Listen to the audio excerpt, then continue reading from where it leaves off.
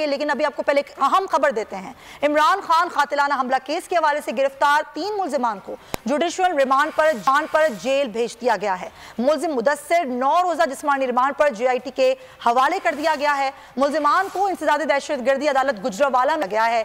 इमरान खान कातिलाना हमला केस के हवाले से आपको आगाह कर रहे हैं। जुडिशियल रिमांड पर दिया गया है तीनों मुल्जिमान को, और जो मुल्जिम मुदस्सिर है उसको 9 रोजा जिस्मानी रिमांड दिया गया है। मुल्जिमान को इंसदादी दहशतगर्दी की अदालत गुजरांवाला में पेश किया गया। तो अगर आपको वीडियो पसंद आई है तो लाइक पर क्लिक करें।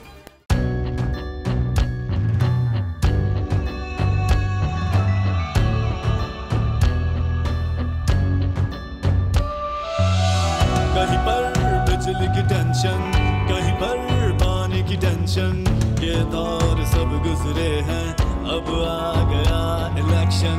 सुन सुन कर थक गए हुक्मरानों के ये राग, जाग पाकिस्तानी जाग, जाग पाकिस्तानी जाग, जाग पाकिस्तानी जाग, जाग पाकिस्तानी जाग, जाग पाकिस्तानी जाग, जाग पाकिस्तानी जाग, जाग पाकिस्तानी जाग, जाग पाकिस्तानी जाग, जाग पाकिस्तानी जाग। सब्सक्राइब करें और बेल दबाएं ताकि कोई खबर रह न जाए।